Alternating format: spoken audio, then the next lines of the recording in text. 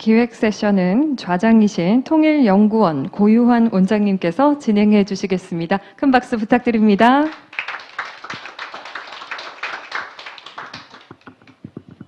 네, 여러분들 안녕하십니까. 앞서 양구 군수님으로부터 양구가 갖는 이 한반도적 의미에 대해서 저희들이 많은 생각을 할 수 있었는데요. 통일부가 주최하는 2021 DMZ 평화협력 국제포럼 기획 세션의 사회를 맡은 통일연구원 고유환입니다. 먼저 기획 세션의 큰 주제는 기후변화 시대의 DMZ 평화구축 방안이라는 주제로 진행할 예정입니다. 참여하신 분들부터 먼저 소개를 드린 다음에 진행을 하도록 하겠습니다. 서울대학교 환경대학원 이영성 교수님 참여해 주셨습니다. 다음은 기후변화센터 김소희 사무총장님 함께 하셨습니다. 국가안보전략연구원 최용환 책임연구원님 함께 하셨습니다. 세종연구소 외교전략연구실 최은주 연구위원님 함께 하셨습니다.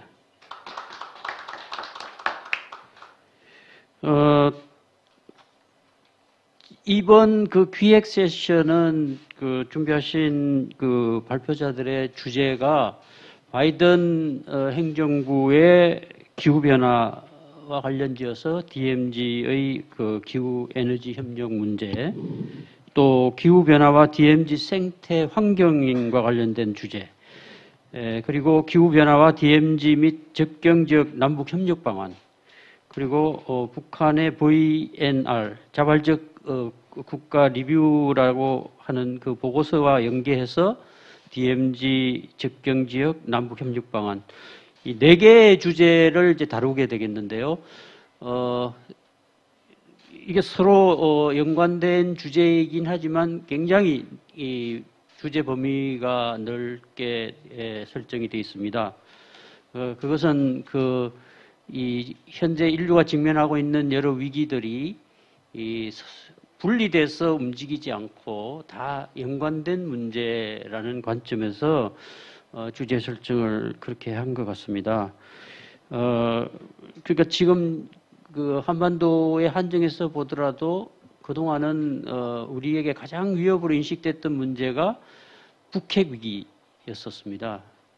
그러다가 최근 이제 우리가 코로나를 경험하면서부터는 북핵보다 코로나가 더 위협적이지 않느냐 하는 인식을 할 정도로 모두들 지금도 마스크를 쓰고 일상의 여러 어려움을 겪으면서 생활하고 있죠. 그러니까 앞에 북핵은 적과 우가 분명한 전통 안보 위협이라고 한다면 지금 이제 코로나 위협은 적과 우가 따로 없는 인류 모두에게, 남북 모두에게 위협을 주는 비전통 안보 위협이라고 할 수 있겠습니다. 그래서 지금 한반도 생명 공동체론, 또 동북아 방역 보건 협력체, 또는 뭐 세계적인 이 기후 위협에 대한 공동 대처, 이런 이제 문제까지 지금 이제 발전하고 있고요. 앞서 세계 식량계획 사무총장님 데이비드 비즐리 총장님의 기조 연설에서도 북한의 경우는 식량 위기라는 문제가 현재 대두되고 있는 것 같습니다. 그래서 이런 문제들이 다 따로 노는 문제들이 아니라, 따로 이렇게 분리해서 생각할 수 있는 문제가 아니라 다 연관된 문제라는 측면에서 DMZ라는 접점에서 다 같이 한번 생각해보는 그런 세션으로 생각을 하고 진행을 하도록 하겠습니다. 그래서 특별히 지금은 이제 발표자가 4분이고 토론자가 따로 없습니다. 아마 그런 의도는 발표자들도 발표 이후에 토론에 참여하시라는 뜻인 것 같습니다. 그래서 한 15분 정도 발제를 해 주시고 남은 시간은 또 그 발제한 내용과 관련해서 상호 토론을 하도록 그렇게 하도록 하겠습니다. 그러면 그 서울대학교 환경대학원 이영선 교수님께서 바이든 정부의 기후 변화 정책과 DMZ에서의 기후 에너지 협력이라는 주제로 발표를 해 주시겠습니다. 앉아서 하나요? 아니, 앉아서. 네네네. 다시 한번 인사드리겠습니다. 예, 서울대학교 환경대학원에 있는 이영성이고요. 저는 환경대학원에서 도시계획 또 지역경제를 담당하고 있습니다. 일부 환경과 기후변화 관련된 것도 다루고 있습니다. 제가 오늘 드리고자 하는 말씀은 시대가 요구하는 새로운 가치의 창출이 혁신의 본질이라고 했을 때 그 개념의 연장선상에서 최근의 변화를 수용하면서 남북관계에 있어서의 이른바 담대한 재설계에 관한 논의의 시발점으로서 몇 가지 말씀을 드리고자 합니다. 최근에 새로운 게임이 많이 등장했습니다. 게임의 규칙이 많이 등장했습니다. 지금 우리가 다루고 있는 바이든 정부의 기후변화 정책도 역시 그와 같은 새로운 게임의 룰이 될 것 같고요.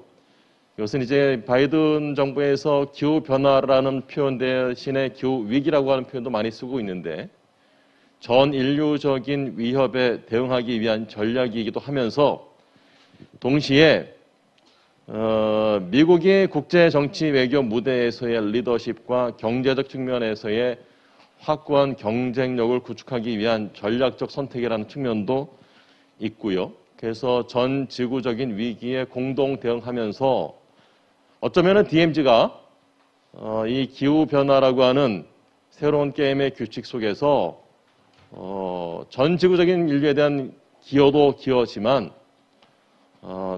남한뿐만 아니라 남북한 전체의 전략적인 경쟁력 강화 차원에서도 우리가 고민해 볼 필요가 있지 않겠는가 하는 취지도 같이 말씀을 드리겠습니다. 바이든 정부의 국정 철학에 지대한 영향을 끼친 것으로 알려져 있는 제레미 리프킨의 글로벌 그린 뉴딜이라고 하는 책을 보면 딱 펼치셨을 때 첫 번째 챕터의 제목이 이렇게 나와 있습니다. 바로 이와 같은 구상을 실행하기 위해서 최근에 미국의 국회에서 2조 달러 정도의 인프라 투자를 계획하고 있는데요. 기존의 토건 정치 시대에서의 인프라와는 차원이 다른 새로운 형태의 차세대 인프라에 관한 논의가 기후변화와 관련된 구체적인 실행 방안으로서 얘기되고 있고 DMZ 주변에서도 우리가 구체적으로 한번 논의해 볼 만하지 않겠는가 생각하고 있습니다. 최근의 변화들에 대해서 많은 분들께서 나타내시는 반응을 역사적인 사례를 통해서 잠깐 비유해서 말씀을 드리고 싶은데요. 1903년에 미국의 어느 신문에서 실제로 있었던 표현입니다. 자동차는 여러분들 1890년에 벤츠라는 형제들이 벤츠라는 이름의 브랜드로 자동차를 만들면서 시작된 상용화된 건데 불과 13년 뒤에 미국의 한 신문에서 이렇게 쓴 거죠. 자동차가 빠르게 보급되고 있지만 앞으로 10년, 20년 뒤에도 여전히 마찬가지로 중요한 교통수단일 것이다. 이 말이 실제로 어떤 의미가 있는가 이거 한번 보시면 1900년 그러니까 1890년에 벤츠라는 자동차가 처음 상용화되어서 출시된 그 시점에서부터 10년이 지난 시점에서 미국의 뉴욕 5번가를 보시게 되면 전부 다 마차인데 왼쪽 그림입니다. 전부 다 마차인데 가운데 안에 있는 빨간 그림 안에 있는 것만 자동차였습니다. 근데 불과 13년 뒤인 1913년에는 주변이 모두 다 자동차인데 반대로 빨간색 안에 있는 하나만 마차입니다. 변화가 이렇게 빠른데요. 이른바 4차 산업혁명 시대에는 변화가 더 빠릅니다. 예를 하나 들겠습니다. 2007년에 스티브 잡스가 아이폰을 내놨는데 그전까지 휴대폰 시장에서 절대 강자로 군림했던 노키아가 2007년에 아이폰 나온 다음에 노키아가 붕괴되기까지 딱 걸린 시간 6년밖에 되지 않습니다. 변화가 더 빠릅니다. 4차 산업혁명과 기후변화 시대에 더욱더 가속화되고 있는 변화에 맞추어서 우리가 어떤 식의 담대한 재설계를 할 수 있겠는가? 그 전에 변화에 얼마나 속도가 빠른가에 대해서 한 번 더 되짚어 볼 필요가 있는데요. 워낙 영향을 많이 미쳤던 책이라서 그 책에 있는 그림을 하나 가져왔습니다. 토니 세바의 책에 나와 있는 건데요. 이 책에 따르게 되면 1975년도에 태양광 패널 1kWh의 생산 단가가 $100였지만 이 책이 출간되기 바로 직전이었던 2013년에는 불과 60센트로 내려갔고 지금은 20센트 밑으로 내려간 것으로 파악되고 있습니다. 요즘 이제 그 기저 발전과 관련된 논의가 많이 있지만 우리가 들여다봐야 될 것은 기저 발전과 관련된 불안정성은 있지만 이것이 산업 생태계와 관련돼서도 태양광과 풍력이 너무나 엄청난 생태계를 가지고 있기 때문에 또 이것이 그 기후변화 시대의 탄소 국경세로 확장이 된다고 하면 이런 거죠. 탄소 국경세 아직까지 세율은 명확하게 정해지지 않았지만 탄소를 많이 배출하면서 제품을 생산하는 기업이 수출했을 때 거기에 대해서 세금을 부과하는 건데 만약에 기업의 이익의 대략 3% 정도만 탄소 국경세를 부과한다고 하면 포스코 같은 회사들은 1년에 순이익이 3조인데요. 매년 1,000억을 내야 됩니다. 삼성전자 같은 경우에 매년 순이익이 50조 원인데 3%에 해당되는 것만 국경세를 가져온다고 하더라도 매년 지불해야만 되는 세금이 1조 5천억 원입니다. 우리나라 석유화학 기업들의 순이익이 1년에 대략 10조 원쯤 내는데 거기에 3%만 가져간다고 하더라도 매년 3천억을 내야 됩니다. 나만이 지택 유지하고 있는 자동차 회사도 그렇고 이런 산업들이 다 탄소 국경세가 현실화되는 2030년쯤 되게 되면 이 기업들이 부담해야 되는 현금 흐름이 얼마나 될지 더 구체적으로 말씀드리지 않아도 어마어마한 규모라고 하는 것을 짐작하실 수 있을 것 같습니다. 대한민국의 현재 가지고 있는 산업 생태계와 경쟁력은 모든 국가들이 경탄할 만큼 강력한데 그리고 대한민국이 미래 성장 산업 가운데에서 핵심 기술을 갖고 있는 건 굉장히 많은데 그런데 문제는 남한에서 꽃피우기 힘든 핵심 미래 성장 산업들이 너무나 많다는 거고요. 몇 가지 말씀드리게 되면 스마트팜도 그렇고 모빌러티로도 그렇고 재생에너지만 같은 재생의 경우에도 땅이 없고 스마트팜 같은 경우도 이해관계가 충돌되고 있고 기존 농민들이 반발을 많이 하고 모빌리티 같은 경우에도 법적인 제한이 많습니다. 눈여겨보시게 되면 이 많은 중요한 핵심 성장 산업들이 남한에서는 꽃을 피우기 어렵겠지만 여러 가지 제한이 많이 있지만 북한하고 협력을 한다고 하면 이와 같은 제약 조건들의 상당 부분을 극복할 수 있는 굉장히 많은 이른바 기회의 창이 있을 수 있다고 하는 게 되겠고요.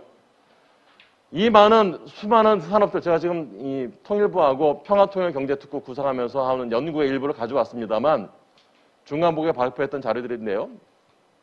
남한이 가지고 있는 어려움 많고 북한이랑 협력했을 때 상당 부분 많이 극복할 수 있는 여지가 있다는 걸 말씀드리겠고요. 시간 관계에서 넘어가겠습니다. 기후변화와 관련된 논의이기 때문에 알리백의 도전과 기후변화 대응 및 남북협력에서 하나의 예시만 들고자 합니다. 알리백이라고 하는 것은 리뉴어블 에너지 100%를 요구하는 건데요. 기업이 생산했을 때 화석 연료를 얼마나 사용하는가라고 하는 것인데 알리백, 그러니까 화석 연료를 전혀 사용하지 않는 제품을 그렇게 만들었을 때에만 수입하겠다고 하는 규제가 되겠습니다. 근데 보시게 되면 풍속에 있어서 오른편 아래를 보시게 되면 제주도 바닷가보다도 백두대간 쪽이 월등히 풍속이 강해서 풍력 발전에 가장 적합한 지역이고요. 왼쪽에 보시게 되면 태양광도 이 휴전선 일대가 상당히 좋다 이렇게 말씀드릴 수 있고 시간 관계상 구체적인 예시 하나 만들어 보겠습니다. 남한의 경우에는 태양광과 풍력을 깔 수 있는 땅이 마땅치 않은데 북쪽의 DMZ와 북쪽 지역을 넘어서게 되면 빈 땅이 많습니다. 북한의 전체 전력 사용량을 오로지 재생에너지로만 한다고 했을 때 위에서 요 슬라이드의 5번째 줄을 보시게 되면 북한의 1인당 전력 수용량이 남한 1인당 전력 수용량이 20분의 1이라고 했을 때 그리고 그것을 오로지 태양광과 풍력으로만 돌린다고 했을 때 얼마만큼의 면적이 필요할까 계산해 보게 되면 서울의 60분의 1이면 충분합니다. 서울의 구가 25개가 있고요. 60분의 1이라고 하면 서울의 구의 평균 면적의 대략 40%만 있으면 현재 북한이 사용하고 있는 전력을 다 만들어낼 수 있고 거기에 투입되는 예산은 2조 원입니다. 약간 2조 원을 추가해서 우리가 4조 원 들여서 건설할게 2조 원을 들여서 생산하는 전력은 북한이 다 써. 우리가 나머지 2조 원 가지고 남한이 전력을 쓰고 DMZ 전체를 알리백에 해당되는 화석 연료 하나도 들어가지 않는 청정 에너지로 해서 관련되는 스마트 팩토리가 됐든 세계적인 알리백 벨트로도 만들 수 있지 않겠는가? 이걸 만들게 되면 우리나라 기업들이 매년 수조 원 또는 엄청난 돈을 들어가는 그 많은 돈을 한 번에 해결할 수 있는 방안도 가능하지 않겠는가? 여러 가지 현실적 제약이 있겠지만 이것이 한번 우리가 미래의 기회의 창으로서 한번 고민해 볼 만한 대안이 되지 않겠는가 하는 말씀을 드리고요. 제가 말씀드렸던 숫자는 제가 지금 스마트 시티 관련된 연구에서 한전이 제시한 테크니컬한 기술 검토 보고서를 토대로 말씀드렸다는 것을 확인하겠습니다. 또 하나 개성공단과 관련돼서도 우리가 고민해 볼 필요가 있는데요. 개성공단 관련된 거 하나 말씀드리게 되면 개성공단에 지금 폐쇄 직전에 가동됐던 면적이 100만 평인데 5만 5천 명이 근무했었습니다. 남한산업단지의 경우에 근데 100만 평당 평균적인 종사자 수는 대략 4천 명입니다. 만약에 북한의 개성공단에도 남한이 하는 것처럼 중후장대형의 여러 가지 다양한 장비와 설비가 들어가서 5만 5천 명을 활용한다고 하면 대략 1,500만 평이 필요합니다.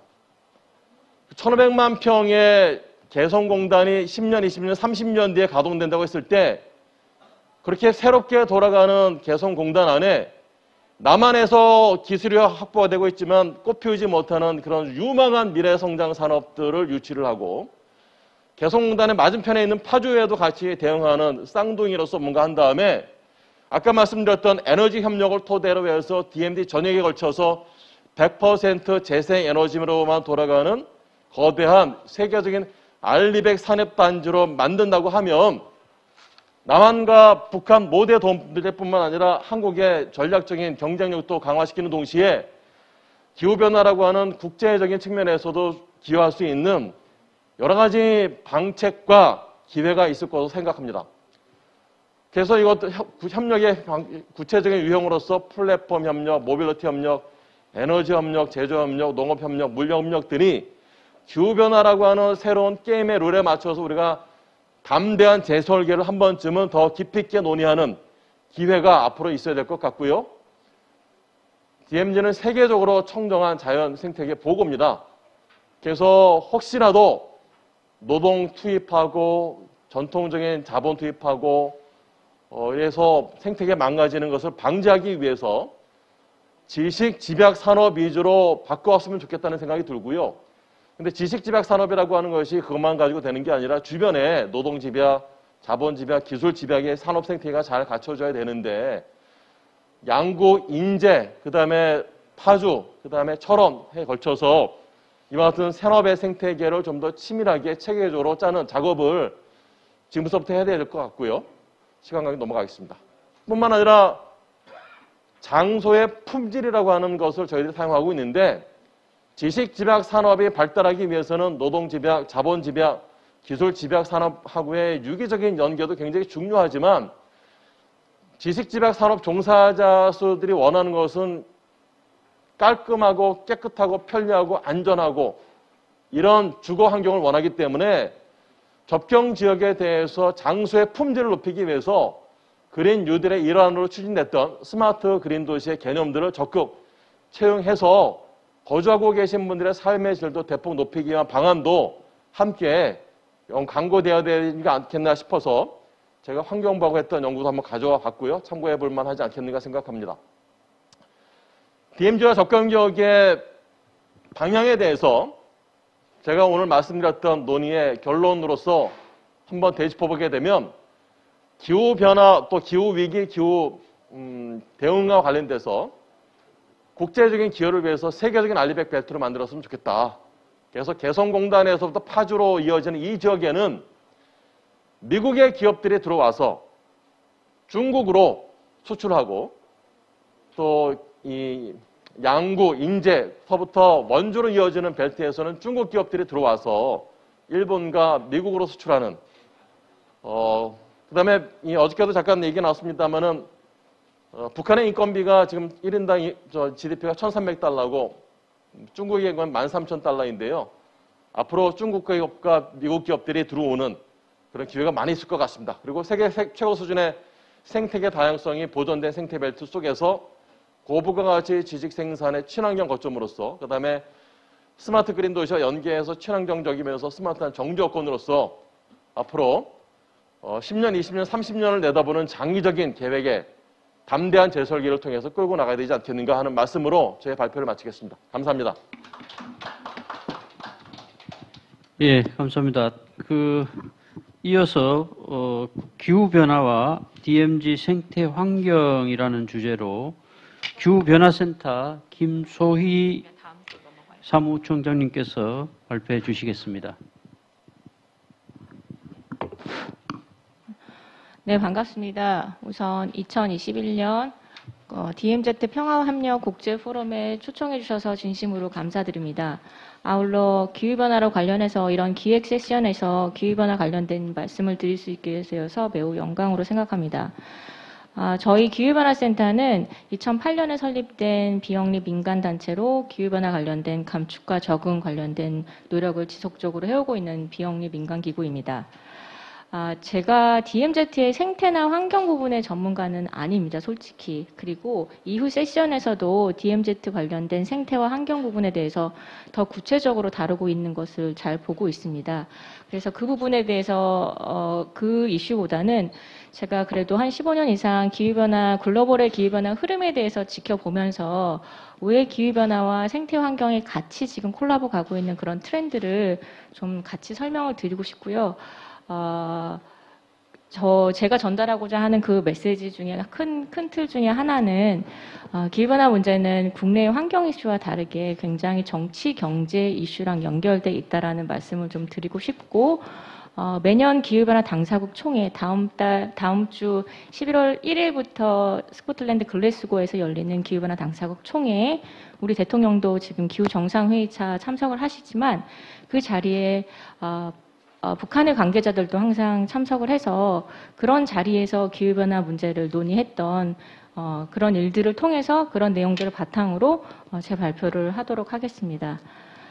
여러분 다 아시는 것처럼 탄소 중립, 이게 어떻게 나왔는지에 대해서 제가 배경을 좀 설명드리고, DMZ 차원에서의 생물 다양성 문제는 뭐 여러 차례 누차 강조해도 지나치지 않는데 그런 부분들을 가지고 어떻게 DMZ를 글로벌 차원에서 공동 대응할 수 있는지, 그게 왜 지금 이 기후변화 트렌드 안에서 가능한지를 말씀드리겠습니다.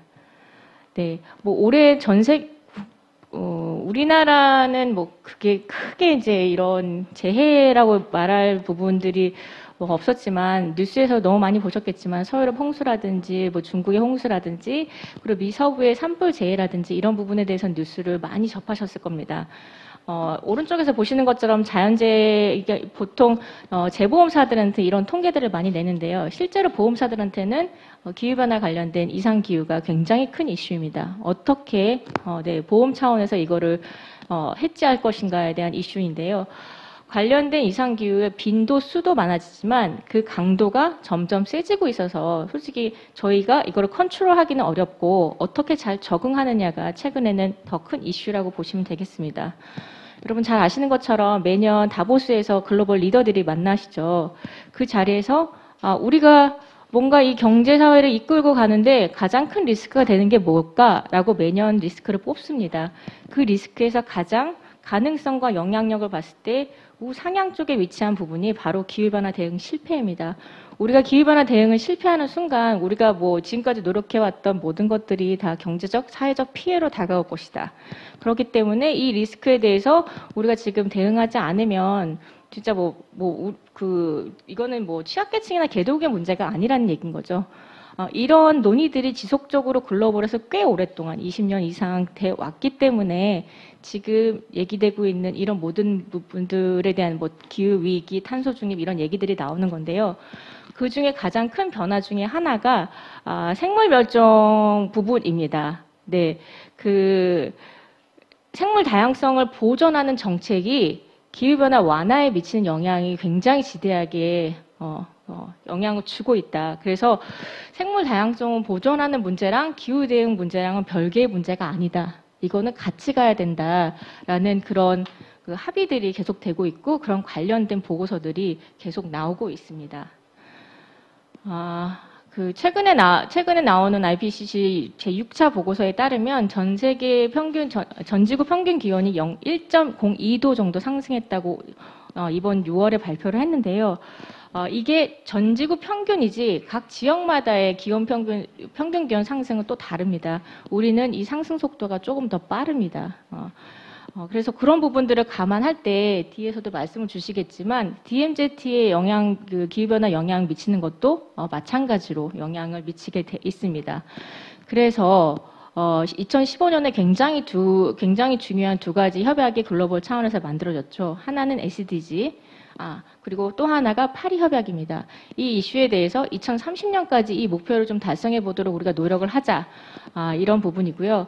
2015년에 진행됐던 파리 협약에서는 그동안 기후변화 문제가 인간이 발생한 그 산업혁명 이후 인간이 발생한 이산화탄소로 인한 것인지 아닌 것인지에 대한 회의론 자체는 이제 더 이상 논하지 말자. 그거 말고 기존에 지금 이미 뭔가 발생을 시켜가지고 지구에 영향을 미치고 있는 부분에 대해서 우리가 지금 피해를 입고 있지 않냐. 이 피해를 입은 부분에 대해서 뭔가 노력하는 방법을 찾자. 이렇게 결정이 된 게 파리 협약에 가지고 있는 사회적 함의라고 보시면 되겠습니다. 그래서 예전에는 선진국들한테만 의무로 부여했던 것이 선진국 개도국 모두를 다 포함한 의무라고 하기보다는 자발적으로 우리가 어떻게 노력할 것인가에 대한 그런 것들을 제출하게끔 합의를 했고요. 그런 거 바탕으로 노력을 하는 일환 중에 하나로 나왔던 것이 개도국들은 그 파리 협약의 그러니까 기후변화 당사국 총회의 전체 큰 목표는 2100년 이번 세기까지 지구 평균 기온을 2도씨 넘지 않게끔 하자. 전 세계가 노력을 해서. 그런데 아까 말씀드렸죠. 이미 1.04도가 높아졌습니다. 그럼 우리한테 시간이 별로 남지 않았죠. 그래서 파리 협약에서는 개도국들이 요구를 합니다. 2.0 말고 1.5도까지 노력할 수 있는 그런 목표치를 한번 넣어보자. 네. 그래서 파리 협약에서 1.5도라는 목표치가 처음으로 등장합니다. 그러면 이제 그 유엔 기후변화 당사국 총회에서 그럼 1.5도를 달성하는데 우리는 어떤 노력을 해야 돼? 라고 전문가들한테 의뢰를 했고요. 그래서 2018년에 송도에서 1.5도 특별 보고서가 채택이 됩니다. 거기서 제안한 내용이 2100년에 이 도시를 막기 위해서는 2050년까지 넷제로, 그러니까 배출량과 흡수량을 숫자적으로 0으로 만들기 위한 넷제로를 달성해야 된다라고 정책 결정자들한테 제안을 합니다. 그 보고서에서. 그리고 나서 전 세계 글로벌 리더들이 자, 그럼 우리 2050년까지 넷제로를 달성할 수 있도록 노력을 해보자라고 선언적인 발표들을 하게 되고 그거를 바탕으로 우리나라도 2050년까지 넷제로, 한국말로는 탄소 중립이란 단어로 발표를 하셨습니다. 그런 글로벌의 여러 가지 흐름에 따라서 이런 내용들이 나왔고요. 그러면 탄소 중립, 우리가 말하는 탄소 중립 넷제로는 뭐냐? 앞서 얘기 듣던 앞단에 있는 이렇게 뭐 냉난방이든 목축이든 산업 부분에서 배출하는 양들을 흡수원, 재생에너지라든지 산림, 해양, 습지, 늪 같은 그 흡수원을 통해서 흡수를 해서 플러스 마이너스 흡수를 통해서 이 숫자를 0으로 만드는 게 넷제로입니다. 그래서 이 탄소 중립이라는 이 트렌드 하에서 굉장히 중요해진 부분이 바로 이 부분입니다. 흡수원의 역할입니다. 네. 산림과 해양, 습지, 늪 부분에 대해서 우리가 온실가스 감축 기술로는 못하니까 이게 기술이 개발될 것 같은 장밋빛도 있지만 기술이 단시간에 개발되지 않으니 흡수원을 늘려서 우리가 기후위기로 인한 그런 파국, 인류의 생존 그런 부분들을 좀 더 완화를 시켜보자라는 차원에서 흡수원의 역할이 굉장히 중요해집니다. 그런 과정에서 나왔던 부분들이 아리백이라는 앞서 말씀드렸던 이영순 교수님 말씀드렸던 기업이 쓰는 에너지원을 재생에너지로 쓰자라는 부분과 ESG라는 새로운 트렌드가 원래 예전부터 있었지만요. 탄소 중립으로 ESG가 훨씬 더 강해졌고요. 카본의 가격을 매기는, 그러니까 오염물질을 많이 배출하는 부분에 대한 우리가 비싼 가격을 매기겠다는 이런 트렌드들이 나오기 시작합니다. ESG의 가장 큰 특징은 아까 다보스 포럼에서 말씀드렸다시피 미국의 최대 기관 투자자들이 기후변화로, 기후위기로 뭔가 기업들, 본인들이 투자한 기업들이 자꾸 손해를 보는 거예요. 그래서 그런 기업들이 기후위기에 대응하는 포트폴리오를 마련하지 않으면 우리가 더 이상 투자하지 않겠다. 결과적으로 그 금융의 손실을 가져오는 이런 부분들 때문에 ESG 관련된 부분들이 나오고요. 그런 트렌드 하에서 지금 많은 기업들이 ESG에 전념을 하고 있습니다. 왜냐? 아시는 것처럼 5대 기관 투자자들은 우리나라 대기업들을 비롯해서 300대, 500대 기업의 대부분의 주주입니다. 그런 기업들이, 그런 기관 투자자들이 너희가 기후 대응을 준비하지 않으면 우리가 투자하지 않겠어 라고 얘기하니까 거기에 맞춰서 ESG 관련된 포트폴리오를 준비하고 있다고 보시면 되겠습니다.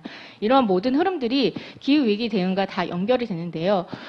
이런 트렌드랑 연결시켜서 제가 말씀드리고 싶었던 부분이 탄소 흡수원을 넓히는 부분, 확대하는 부분이 최근 많이 이 자연 기반 해법을 통해서 많이 논의가 되고 있습니다. 네, 자연 기반 해법은 생태계를 보호하고 지속 가능하게 활용, 관리, 복원해서 기후변화 등 사회적 문제를 효과적으로 해결하는 탄소 흡수 방안의 하나로 이게 계속 논의가 되고 있고, 이게 우리가 알고 있는 온실가스 감축 기술을 활용하는 것보다 훨씬 비용 효과적으로 좋다라는 논문들이 계속 나오고 있습니다.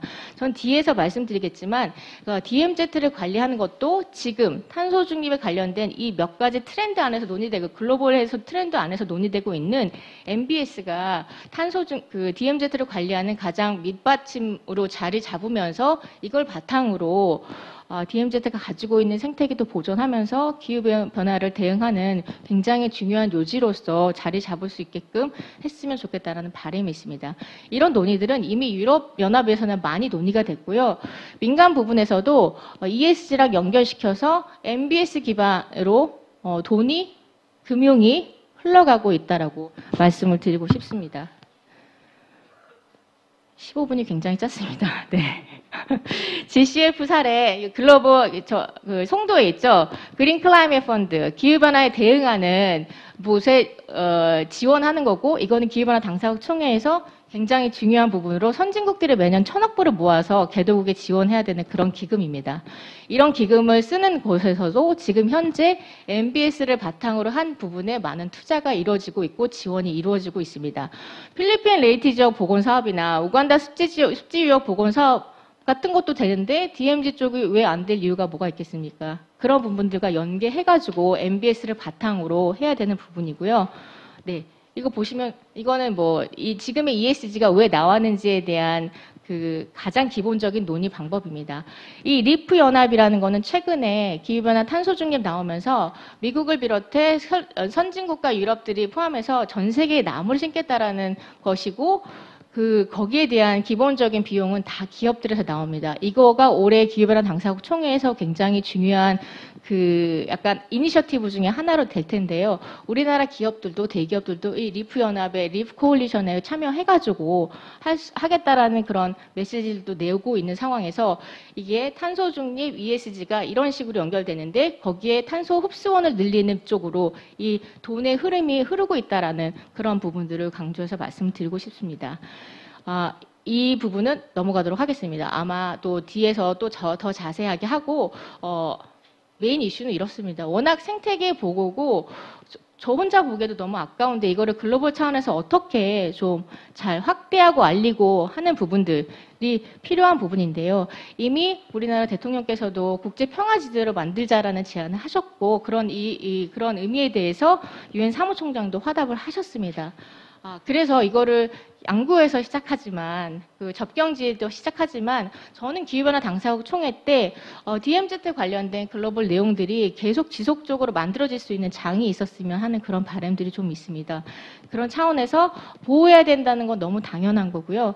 자연 기반을 이용한 NBS를 바탕으로 생태계를 보존하되, 저희가 이제 여기서 개발을 하지 말자는 얘기는 아닙니다. 기본적으로, 그런 글로벌 금융들이 MBS를 바탕으로 흘러가고 있으니 MBS를 바탕으로 생태계 보존을 하면서 기후변화 대응도 하면서 말씀드렸던 탄소 흡수원의 역할을 할 수 있게끔 그런 식으로 앞으로 하게 되는 그런 개발 안에는 MBS와 탄소 중립을 기반으로 해서 개발을 해야 된다는 말씀을 좀 드리고 싶고, 기존의 삼반도 생태 네트워크 구축을 꽤 오랫동안 환경부를 중심으로 해왔습니다. 이게 국내적으로만 진행될 문제는 아니라고 봅니다. 네, 글로벌 기후변화 탄소 중립의 이런 방향 하에서 DMZ가 가지고 있는 굉장히 평화 메시지를 전달할 수 있는 중요한 이 위치적인 부분들을 글로벌 차원으로 같이 연결해서 기후변화 이슈를 가지고 탄소 중립 이슈를 가지고 글로벌에서 논의할 수 있는 장으로 연결될 수 있기를 기대해 보겠습니다. 네, 감사합니다. 예, 감사합니다. 나중에 조금 부족한 내용들은 또 발언하실 기회를 드릴 테니까요. 그때 좀 더 말씀해 주시면 되겠고요. 다음은 기후변화와 DMZ 및 접경지역 남북협력 방안이라는 주제로 국가안보전략연구원 최용환 책임연구원 발표해 주시겠습니다. 예, 국가안보전략연구원의 최용환입니다. 사실 제가 기후변화에 대한 지식이 그렇게 깊지는 않은데 여하튼 DMZ와 접경지역이라고 한다 그러면 그 한반도 뒤에 말씀드리겠지만 한반도 정전체제 모순이 가장 직접적으로 드러나고 있는 공간이라고 생각을 합니다.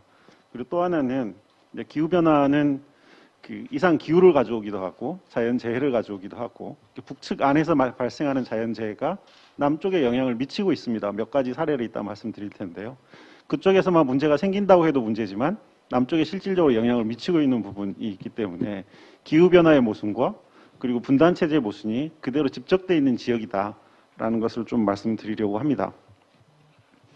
뭐 잘 아시겠지만 한반도 정전체제는 지금의 분단체제는 독립하면서부터 시작이 됐죠. 일본군의 무장해제를 위한 행정적인 경계로서의 38선이 만들어진 게 분단의 시초일 겁니다.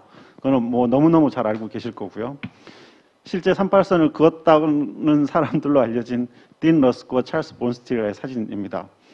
이 사람들이 올 때는 소련군은 이미 한반도에 진주하고 있었고 미군은 한반도에 들어오지 못한 상태에서 내셔널 지오그래픽 지도를 놓고 한반도의 대략적인 중간선, 그렇지만 미국이 점령하는 곳에 한반도에 수도가 있으면 좋겠다라고 해서 그은 선이 지금의 분단선이 됐습니다. 그리고 나서 5년이 지나지 않아서 전쟁을 겪었죠. 전쟁은 잘 아시는 것처럼 냉전이 열전으로 비화한 첫 번째 전쟁이었었고 남북한뿐만이 아니라 수십 개 국가가 얽혀서 내전 겸 국제전을 치렀습니다. 그러다 보니까 한반도는 계속 냉전 기간 내내 냉전의 최전선에 있었고 그러다 보니까 한반도는 냉전의 경계선이자 남북 간 분단의 경계선에 이중적인 모순이 있었던 거죠.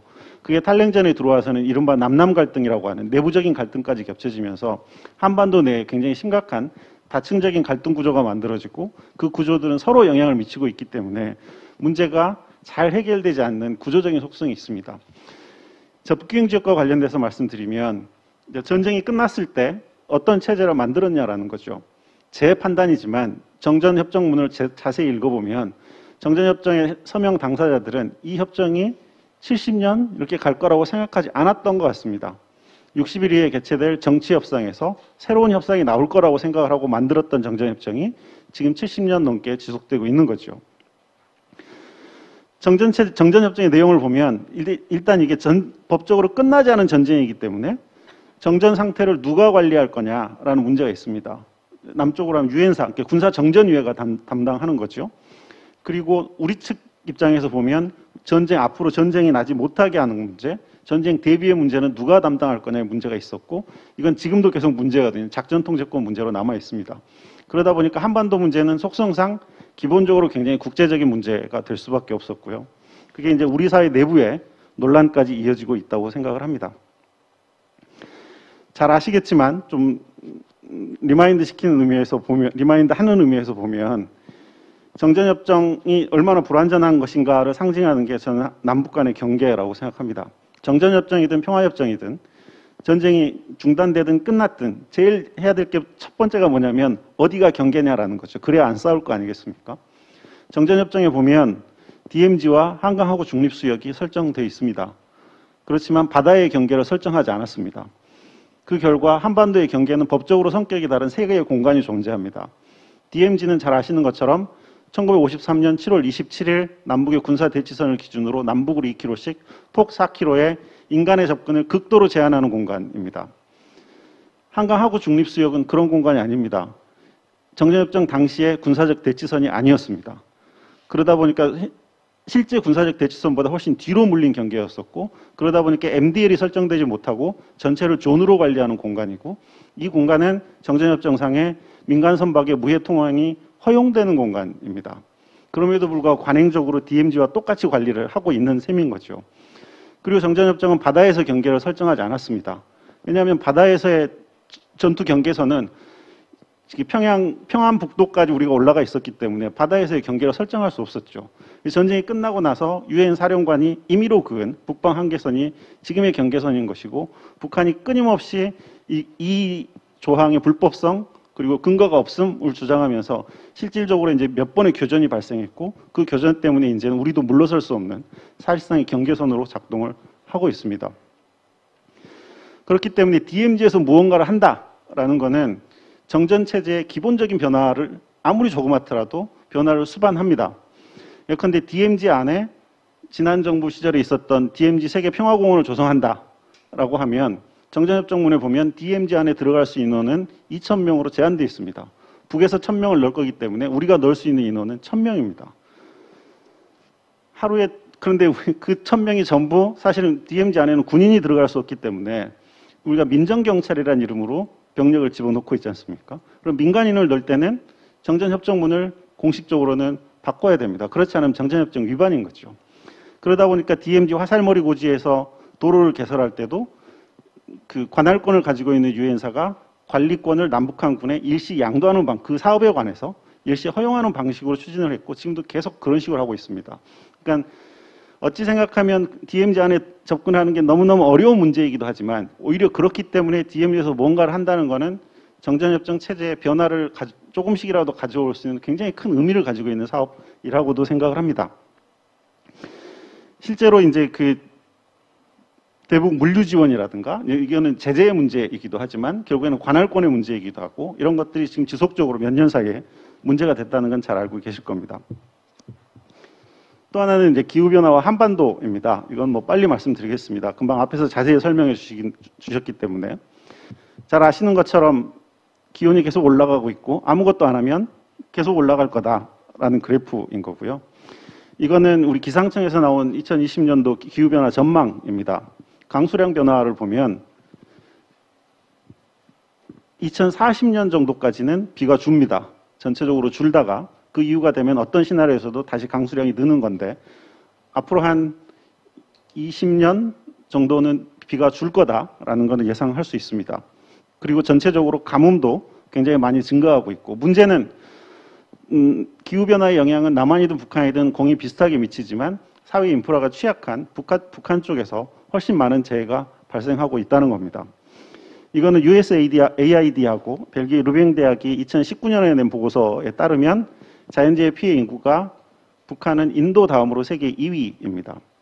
이 사진은 황해도 음파군 사진인데요. 실제로 나무가 없는 산, 저런 식의 그 밭 개간 등등의 자연재해를 굉장히 촉진하거나 똑같은 비가 오더라도 훨씬 큰 피해를 낳는 북한의 구조가 되고 있다고 생각을 합니다. 그리고 올해 나온 미국 NIC에서 나온 그 기후변화 보고서에서도 보면 특별히 기후변화에 취약한 11개 국가를 선정했는데 그 중에 하나가 북한이기도 합니다. 기후변화는 잘 아시는 것처럼 재해로 이어지기도 하고 식생의 변화에 따른 감염병 증가로 이어지기도 합니다. 그것들이 접경 지역에서 나타납니다. 잘 아시는 것처럼 우리나라의 강들은 하산계수 굉장히 높습니다. 여름하고 겨울간의 수량 차이가 굉장히 큽니다. 임진강도 마찬가지고 한강도 마찬가지입니다. 남북한 경계에는 큰 강줄기가 2개 있습니다. 북한강하고 임진강이죠. 근데 북한이 임진강과 북한강에 공이 똑같은 짓을 했습니다. 북한강에는 금강산댐을 만들었고요. 임진강에는 환강댐을 만들었습니다. 북한이 금강산댐을 만들었을 때 기억하실 겁니다. 1980년대 말에 북한이 금강산댐을 터뜨려갖고 수공을 하면 63빌딩이 절반이 담긴다라고 해서 국민성금을 걷어갖고 평화의댐 만들었던 거 기억하실 겁니다. 나중에 대국민 사기극이었다라고 이야기를 했지만 2000년대 초반에 대대적으로 평화의댐 보강공사를 했습니다. 위성사진으로 보니까 금강산댐 댐체에 균열이 보인 거죠. 얘네가 공격할 의지가 없어도 무너질 수 있겠다라고 해서 평화의댐 보강공사를 했던 겁니다. 한강댐은 2008년도에 준공됐습니다. 그리고 2009년도에 한강댐 방류 사건이 있었고 연천에서 그 캠핑하시던 분들이 6명인가 희생당하는 사건이 발생했습니다. 그날 비가 오지 않았습니다. 비는 며칠 전에 왔었고요. 북한이 수위 조절을 위해서 문을 열었을 때 사고가 난 거죠. 그래서 부랴부랴 우리도 군남댐을 지었습니다. 그래서 북한이 물을 내려보내면 어느 정도 홍수를 조절할 수 있는 댐들을 만들었죠. 문제는 기후가 바뀌어갖고 봄철에, 특히 봄철에 비가 잘 오지 않는 겁니다. 갈수기에 북에서 물을 잠궈버리면 우리가 하류이기 때문에 별다른 방법이 없습니다. 오른쪽에 있는 그래프는 그 북한강 수계에 있는 댐들의 발전량 감소입니다. 사실 저게 북한이 만든 댐 때문인지 기후변화 때문인지 알 수 없습니다. 대부분의 아마 기후변화 하시는 분들은 기후변화 영향이 더 크다고 주장하시는 것 같은데 어쨌든 북한이 금강산 댐을 만들어 놓고 난 다음에 그 이후 시기에 북한강 댐의 수력 발전량이 감소했습니다. 문제는 저는 결과는 똑같다고 생각합니다. 북한 댐 때문이든 기후변화 때문이든 우리가 하류여서 굉장히 불리합니다. 협력하지 않으면 별다른 방법이 없습니다. 왼쪽에 있는 표는 임진강 수계에 있는 군남댐의 수위포입니다. 워낙에 그 수량 차이가 크기도 하지만 갈수기에는 약 44% 정도 줄어듭니다. 그러니까 물이 부족한 시기에 훨씬 더 많이 줄어드는 효과가 있는 거고요. 그러다 보니까 경기 북부 주요 도시의 생활용수, 공업용수 부족량 추정치를 보면 2025년이 되면 인구가 많은 파주시 같은 경우에는 매일 6만 톤씩 부족할 겁니다. 만약에 지금 같은 추세가 계속된다고 하면 이미 계획된 도시발전들 말고는 새로 추가적인 도시발전이나 산업단지 개발이나 어려울 가능성이 있습니다. 이거는 남북 간의 수량 배분 문제를 해결하지 않으면 굉장히 해결이 어려운 문제일 거다라는 거고요. 또 하나는 북한 내 보건의료 체계가 파괴되면서 북한 내부에 다양한 감염병들이 발생하고 있습니다. 지금은 뭐 코로나19가 모든 감염병을 뒤덮고 있는 것처럼 보이지만 실제 접경 지역에서는 다양한 감염병들이 계속 발생하고 있었습니다. 말라리아 같은 경우에는 1980년대에 남한에서 없어진 질병이었습니다. 1990년대 전방지역 초병들을 중심으로 발생하기 시작해서 지금은 오른쪽 그래프는 2020년대 우리 질병청이 발표한 말라리아 주요 발생 지역입니다. 보시면 서부 접경 지역하고 점점 예전 지도하고 비교해 보시면 점점 확대되는 걸 볼 수 있습니다. 이거는 명백하게 북쪽의 보건의료 체계 파괴로 인한 말라리아 매개 모기의 남하로 인한 것이고요. 날씨가 점점 따뜻해지면서 남쪽에 점점 더 멀리까지 영향을 미치고 있습니다. 우리나라 말라리아는 열대성 말라리아하고 달라서 그리고 또 우리 보건의료체가 제법 튼튼해서 말라리아로 돌아가시거나 하는 경우는 거의 없습니다. 그렇지만 말라리아는 저는 지표종 같은 거라고 생각합니다. 말라리아 이외에 다른 질병들이 영향을 미칩니다. 예컨대 구제역이나 조류독감은 철새가 옮기는 걸로 알려져 있지만 한반도처럼 좁은 공간에서는 텃새도 영향을 줄 수 있습니다. 모기가 넘어올 수 있는 공간을 새가 넘어올 거라고 판단하는 게 전 맞다고 생각합니다. 실제로 북한 지역에 그 조류독감이 대규모로 발생하거나 하면 우리 질병 관리하는 기구들에서 굉장히 긴장을 합니다. 북한 내부에서 질병이 통제되지 않으면 남쪽으로 영향을 미칠 건데 어떻게 할 거냐라는 게 우리로서는 굉장히 큰 문제인 거죠. 이거는 공동으로 대처하지 않으면 방법이 없는 문제입니다. 여기에 있지는 않지만 산림병충해 같은 경우에는 남쪽에서 북쪽으로 올라가는 문제입니다. 남쪽에서 발생하는 산림병충해들이 휴전선을 넘어 북쪽으로 영향을 미칩니다. 이건 아프리카 돼지열병입니다. 돼지는 휴전선에 있는 서너 겹 혹은 그 여러 겹의 철조망을 통과할 수 없을 거라고 생각했습니다. 북쪽에 돼지열병이 있는 건 알았지만 남쪽으로 넘어올 거라고 이렇게 빨리 넘어올 거라고 생각하지 못했지만 2019년 이후에 주로 야생 멧돼지들 중심으로 이미 휴전선을 넘었고요. 계속 남하하고 있습니다. 아프리카 돼지열병이 들어가서 창궐한 국가치고 돼지 산업이 살아난 국가 몇 개 없습니다. 사실은 우리도 굉장히 큰 위기에 있는 것이고 코로나 때문에 감춰져 있긴 하지만 지금 뭔가 대책이 필요하다라는 건 굉장히 분명해 보입니다. 이거는 기후변화하고 직접적으로 관련이 없지만 분단하고 관련이 있습니다. 접경지역 주민들 같은 경우에는 분단으로 인해서 광범위한 군사시설 보호구역이 설정돼 있고 그것 때문에 그 주민들의 뭐라고 그래야 되죠? 생활의 만족도, 삶의 만족도 굉장히 낮습니다. 그러다 보니까 강한 개발 압력이 존재하고 남북 간에 뭔가 변화가 생길 때마다 이쪽에서는 뭔가 개발 사업 중심의 관심들 이런 것들이 굉장히 강하게 분출되는 경향이 있습니다. 이게 나중에 어떻게 영향을 미칠지에 대한 고민이 전 굉장히 중요하다고 생각합니다. 두서없이 산발적으로 말씀드렸지만 그냥 결론 삼아 말씀드리면 이렇다고 생각합니다.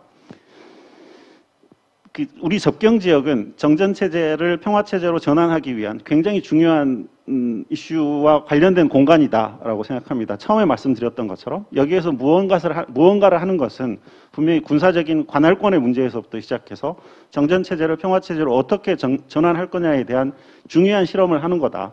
예컨대 지금은 실현되고 있지 않지만 2018년 9.19 군사합의에서 남북이 운영하기로 합의했던 남북 군사 공동위원회가 만들어진다.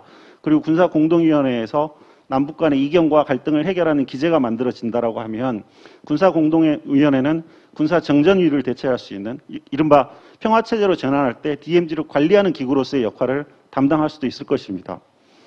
또 하나는 기후 변화로 인한 접경 지역에서 문제들, 공동 수기의 문제, 감염병의 문제 이런 것들은 이거는 생존의 문제입니다. 밑에 말씀드렸지만 좀 바보 같은 질문이긴 한데 북한이 문제인지 핵이 문제인지 생각해 볼 필요가 있습니다. 남북 간의 이야기를 하면 모든 게 북한 핵 문제가 블랙홀처럼 빨아들여 가지고 이 문제 해결되지 않으면 아무것도 안 될 것처럼 이야기를 하지만 이 문제 해결되기 전에 해야 될 일들이 저는 굉장히 많이 있다고 생각합니다. 왜냐하면 핵이 없을 때도 북한은 문제였었거든요. 그 문제가 어쩌면 본질적인 문제이고 지금 기후변화와 관련된 대응의 문제는 북한이 비본질적인 문제라고 이야기를 하고 있지만 점점 본질적인 문제라는 걸 느낄 수밖에 없을 겁니다. 왜냐하면 그들도 지금의 경제 봉쇄 상태를 해소하려면 백신과 치료제는 100% 필요한 것이고 코로나는 이게 마지막이 아닐 것이기 때문에 이 문제에 좀 더 관심을 가지고 무언가를 해야 될 시기가 점점 다가오고 있다 그렇게 생각합니다. 이상입니다. 예, 감사합니다. 그러면 마지막 발표자로 북한 VNR 자발적 국별 리뷰와 연계한 DMZ 접경지역 남북 협력 방안에 대해서 세종연구소 통일전략연구실 최은주 연구위원님 발표해 주시겠습니다. 예, 안녕하세요. 세종연구소의 최은주입니다. 제가 오늘 말씀드릴 내용은 아직 PPT가 제가 오늘 말씀드릴 내용은 2021년 6월, 그러니까 7월 달에 이제 북한이 유엔에 지속 가능 개발 목표와 관련돼서 이제 자발적 국가 보고서를 제출을 하였습니다. 그래서 그걸 제출하면서 이제 북한이 그런 이제 유엔의 SDGs와 관련돼서 어떠한 것들을 목표로 어떻게 이행을 하고 있고 또 향후 어떠한 이행들을 계획하고 있는지들을 이제 비교적 가장 자세하게 이제 설명한 보고서로서 이제 많은 사람들의 주목을 받았었는데요. 이 안에서 이제 특히 이 DMZ 접경 지역과 관련해서 이제 북한의 그런 자체의 상황 파악과 자신들의 계획과 연계한다면 이제 함께 할 수 있는 부분들이 어떤 것이 있을지에 대해서 간략하게 말씀드리고자 합니다. 그래서 크게 세 가지 말씀을 드리려고 하는데요. 일단은 모두들 잘 아시겠지만 이제 간단하게 이제 유엔이 얘기하고 있는 SDGs가 어떤 것을 의미하고 그 안에서 이 VNR이라고 하는 이제 국가별 자발적 국가 보고서라고 하는 게 왜 의미가 있는지에 대해서 좀 설명을 드리도록 하고, 그다음에 두 번째는 올해 이제 북한이 제출한 이제 북한의 VNR이 어떤 내용을 담고 있는가. 내용이 상대적으로 좀 방대하기 때문에 모두 말씀드리기보다는 이제 DMZ 과 관련돼서 기후, 환경, 생태와 관련된 것 그리고 주민의 삶과 관련된 부분들을 중심으로 좀 말씀을 드리고자 합니다. 마지막으로 DMZ 접경 지역에서 그럼 어떠한 협력들을 해 나갈 수 있을까에 대한 좀 틀 정도에서 방안들을 좀 말씀드리고자 합니다. 일단 UN SDG 같은 경우는 2015년에 처음 제기가 되었습니다. 그래서 그 전에 2000년대 들어오면서는 이제 우리가 보통 MDGs라고 해서 이제 새천년 개발 목표라고 하는 걸 제시했었는데 2015년에 그 이전 거보다는 좀 더 포괄성을 가지고 있고 좀 더 지속 가능성을 강조하는 이제 이러한 과정에서 이제 국제사회가 2030년까지 도달해야 될 공동의 목표로서 제기가 된 것이 바로 UN SDG라고 할 수 있겠습니다. 그래서 모토는 단 한 사람도 소외되지 않는 것이라고 이제 얘기를 하고 있고요. 그래서 관련해서 사회 전분야를 포괄할 수 있는 이제 분야들을 나누고 그 부분에서 17개 목표와 169개의 세부 목표들을 제시하고 있습니다. 근데 이것이 갖고 있는 이제 그 UN SDG 평가에서 가장 좀 유의미하게 봐야 되는 것들이 크게 이제 4가지 측면에서 과거보다 좀 더 이제 진일보했다라고 평가를 받는데요. 일단은 유연성이 확대됐다라고 하는 측면을 볼 수 있습니다. 그래서 이 측면은 각 국가가 이제 유엔이 제시하고 있는 이 17개 목표를 수용해 나가지만 이제 각국의 실정에 맞게끔 세부 목표를 제시할 수 있도록 해서 좀 더 현실적으로 자체 국가들의 현실을 반영해서 이제 진행할 수 있도록 해주었고요.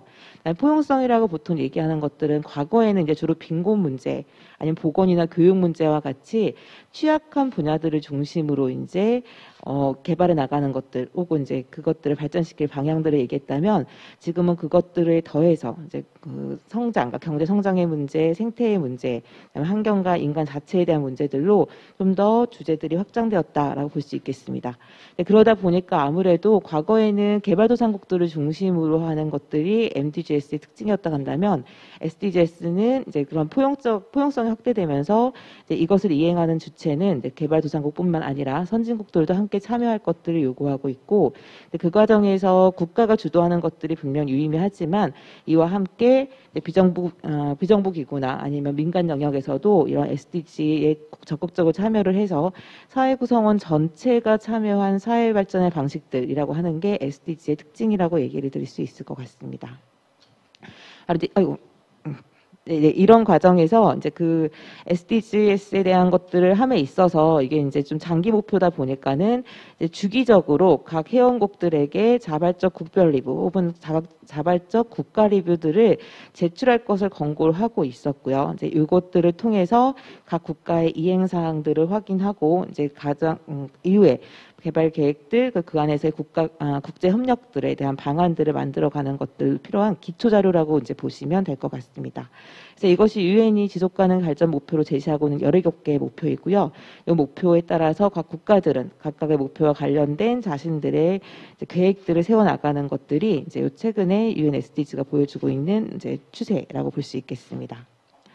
그런데 북한 같은 경우는 이제 그 최초로 올해 6월에 이 VNR을 이제 제출을 했는데요.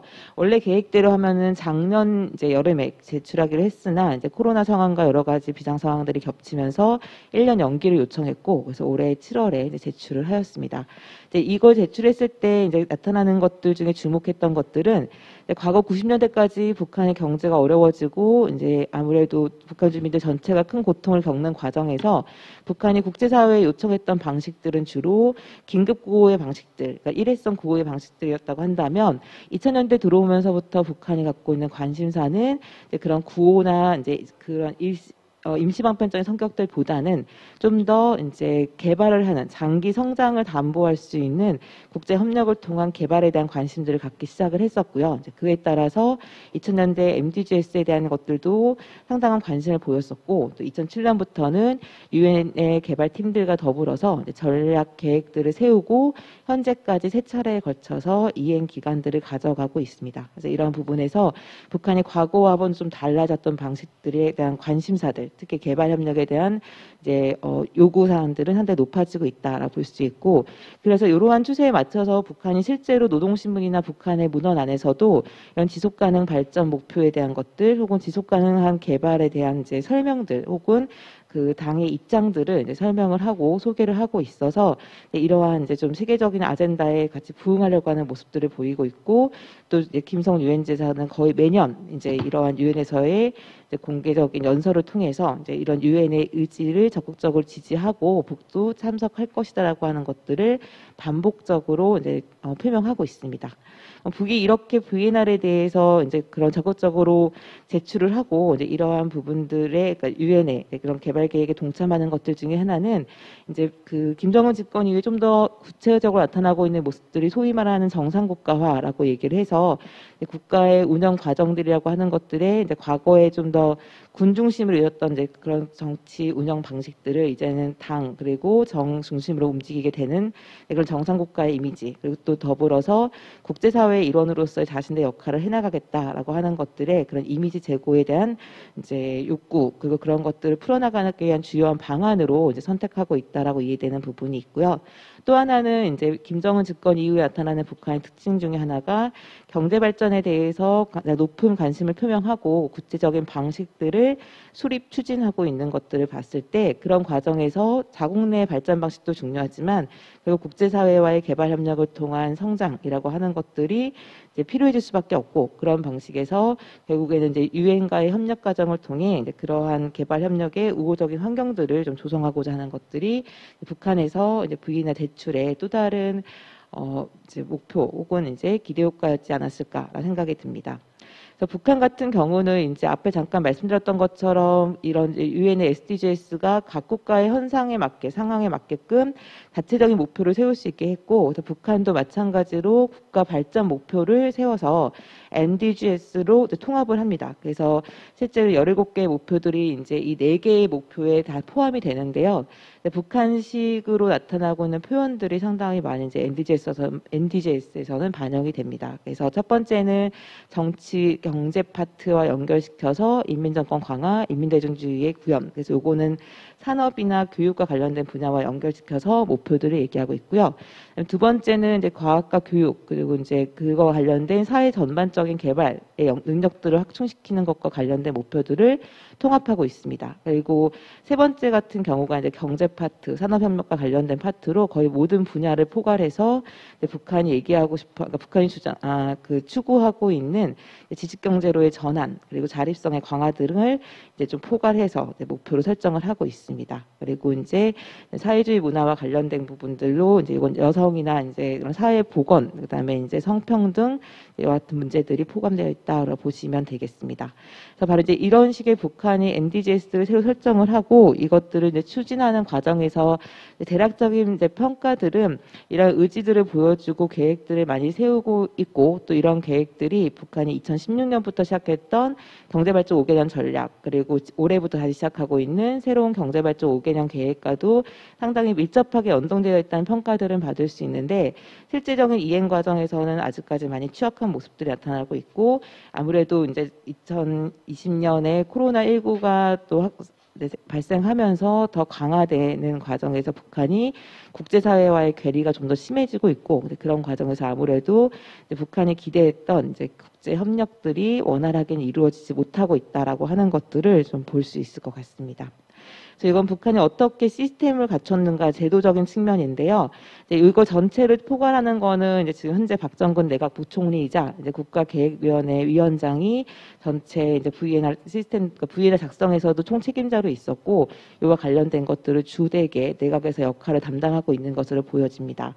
그래서 요 시스템은 정해져서 딱 있는 것은 아니고 특히 요 이제 나타난 TC, 그러니까 기술위원회의 측면에서 보시면 이 6개 분야는 북한이 그 시기마다 중요하게 생각하는 분야로 이제 좀 효율적으로 바꿔나가는 것들의 모습이 보여지는데 올해 이제 소개한 건 이렇게 구성이 돼 있었고 여기서 좀 주목해 볼 게 재난관리가 들어와 있다라고 하는 점입니다. 그래서 북한도 최근에는 이 재난의 문제, 특히 기후변화에 의해서 발생하고 있는 각종 재난을 어떻게 국가가 효과적으로 관리할 것인가에 대한 관심이 상당히 높아지고 있고요.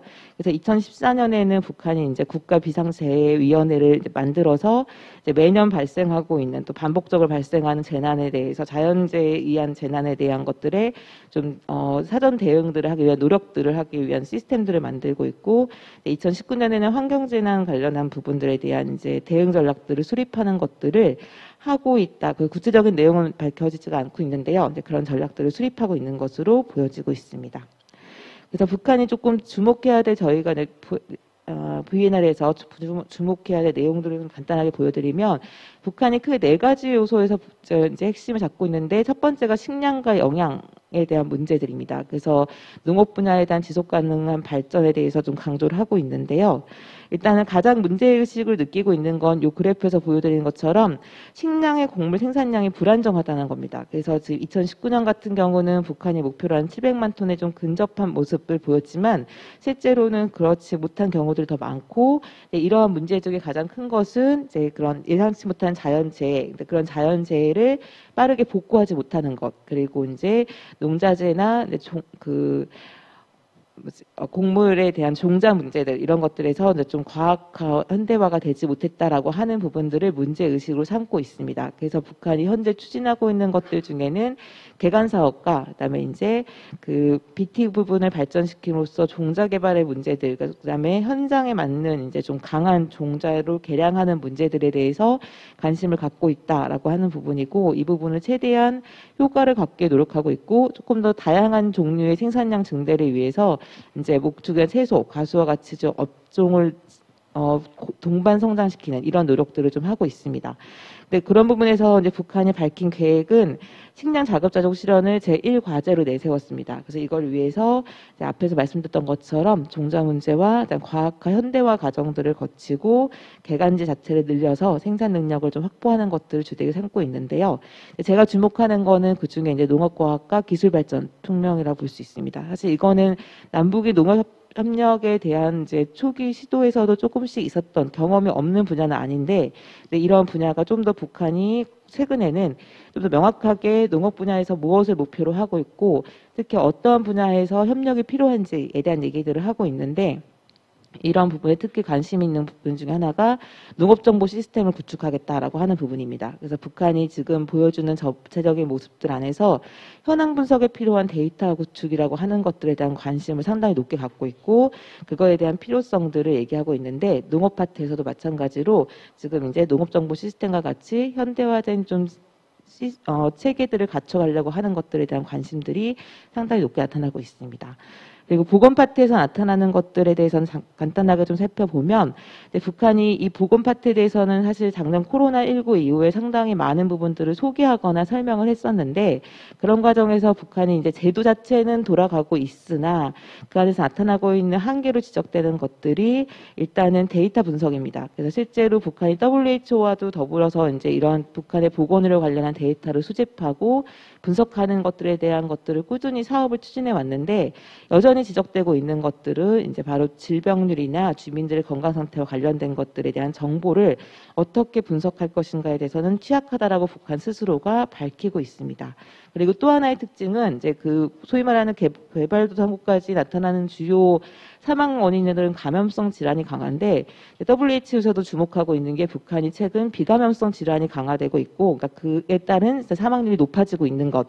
그래서 이거는 조금 더 다른 대응 체계를 갖출 필요가 있다라고 하는 것들을 보여주고 있는데요. 네, 북한도 그런 부분들과 더불어 여전히 사망률 분석들이 되고 있지 않는 부분이 있고, 그런 부분들을 어떻게 해결할 것인가라고 하는 측면과, 그다음에 이제 경제 위기 이후에 나타난 북한의 문제가 보건의료의 물적 토대가 이제 많이 무너진 부분, 그래서 그 부분을 해결하기 위해서 김정은 집권에도 반복적으로 강조하고 있는데, 아직까지도 보건의료에 필요한 가장 기초적인 이런 제약의 생산, 그리고 이제 의료기기 생산과 같은 파트가 취약하다고 하는 것을 얘기하고 있고요.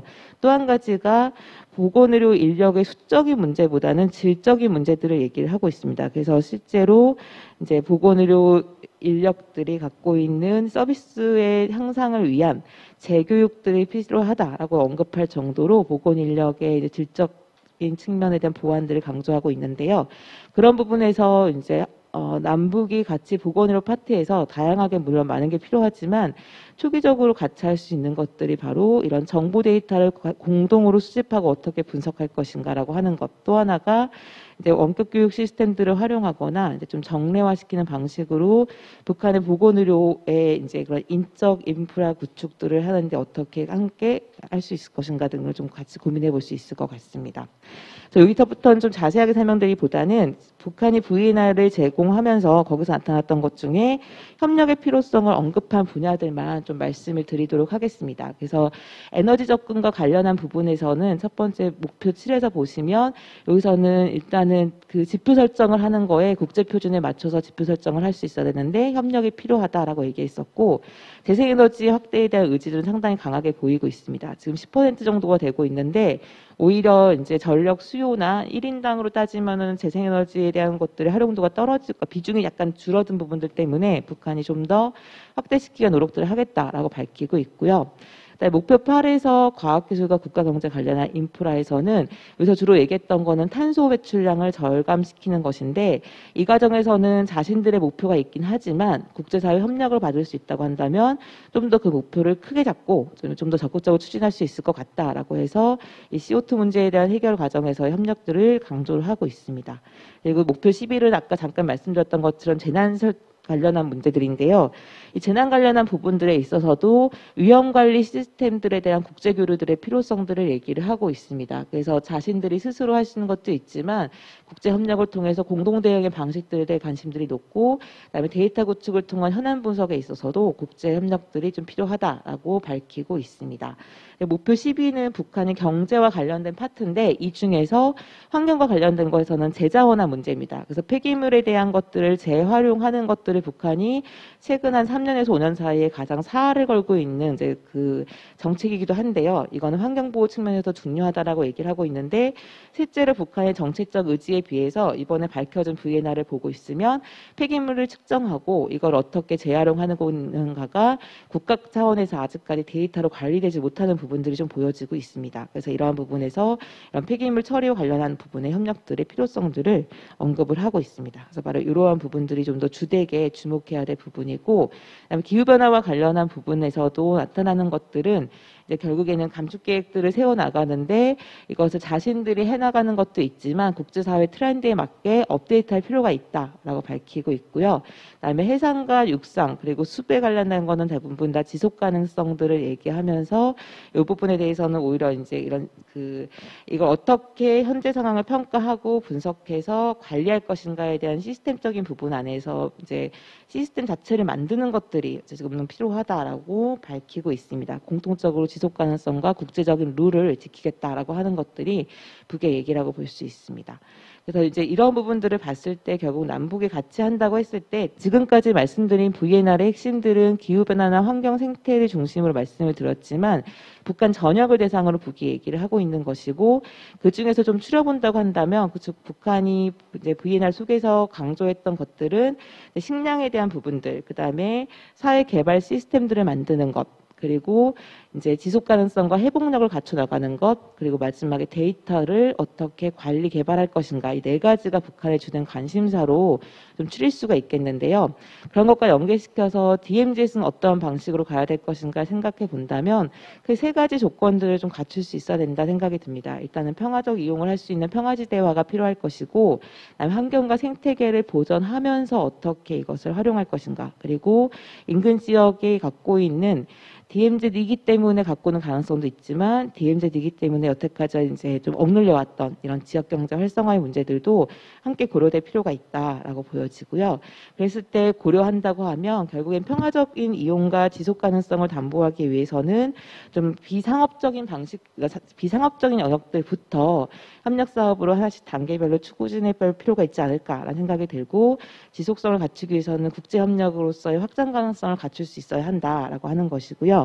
개발 방식에 있어서는 보전과 개발을 어떻게 조화를 할 것인가. 그래서 이제 보전이 분명히 중요하고 제일 순위이긴 하지만 그것이 이제 인간의 삶의 영역에서 필요한 기초적인 개발의 문제들과 좀 상충되지 않게끔 가는 방식들을 좀 고민할 필요가 있고요. 그다음에 배후 지역과 연계를 통해서 지역 활성화를 같이 이제 도모할 수 있게끔 발전시킬 필요가 있다라는 생각이 들고, 제가 말씀드리는 이 부분들은 주로 지금 대북 제재라고 하는 가장 강력한 제재 속에서 그래도 우리가 좀 모색한다면 어떤 방향이 좋을까라고 좀 보시면 될 것 같습니다. 그래서 장기적으로 한다기보다는 이 안에서 지금 우리가 같이 북과 논의할 첫 번째 단계로 좀 제안을 드리는 것이고, 그래서 이제 주로 비상업적 혹은 인도주의적 사업, 그러니까 보건의료, 생태, 환경이라고 주로 이제 얘기가 되는데, 이 분야에서의 남북의 지속공유 사업들을 좀 추진을 함으로써 핵심 포인트는 북이 지금 반복적으로 얘기하는 시스템, 무형의 시스템을 만드는 정책적 역량을 좀 강화시켜 나가는 과정 안에서 협력 방식이 좀 모색될 필요가 있다라고 하는 것이고요.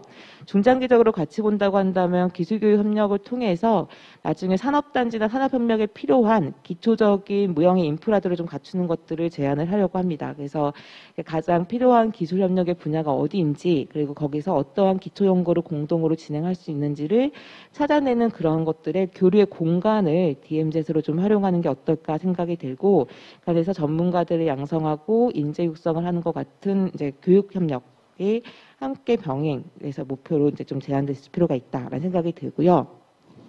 마지막으로 관광 분야에 대한 것들은 이제 북한 최근의 변화 중에 물론 대북 제재 하에서 북한의 관광이 저촉 대상이 아니기 때문에 필요한 부분도 있지만 또 한 가지가 북이 최근에는 관광에 대해서 생태 환경 관광에 대한 관심사가 상당히 높아지고 있습니다. 그래서 환경 문제나 지속 가능성 얘기를 하면서 관광에 대한 개발이나 방식들도 이런 생태 관광이나 환경 보전과 같이 갈 수 있는 지속 가능한 관광의 필요성들을 좀 언급하고 있어서 현재 북한이 집중적으로 개발하고 있는 관광단지뿐만 아니라 DMZ에서 공동 개발하는 과정에서도 이제 북측의 그 원산과 같은 관광지구들과 연계해서 이제 관광 협력에 DMZ이 오히려 남북의 관광의 연계들을 할 수 있는 좀 메카로서 좀 중심의 역할들을 할 수 있게끔 좀 발전시키는 것들을 고려해 볼 필요가 있다라는 생각이 들어서 이러한 방식들로 사업들을 좀 제안을 해 봤습니다. 예, 이상입니다.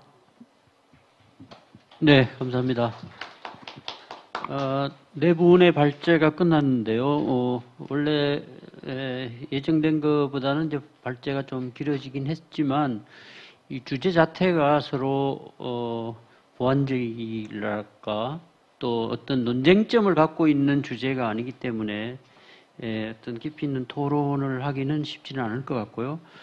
아마 들어보신 대로 이 주제 흐름이 바이든 행정부나 또 국제사회의 기후변화 또 기후위기에 대응하는 문제를 DMZ와 연결시키고 또 그 한반도와 관련해서는 정전 질서 아래 형성된 정전 체제 또는 분단 체제 아래서의 남북 사이의 여러 가지 문제들, 물의 문제를 비롯해서 뭐 환경의 문제, 이런 쪽으로 가서 이제 그 마지막 북한의 그 지속 가능한 개발 문제와 연관된 그 환경의 문제라든가 또 접경 지역과 관련된 문제. 그러니까 아마 큰 이슈에서부터 이제 그 한반도 문제로 또 북한 문제로 이렇게 연결 지어서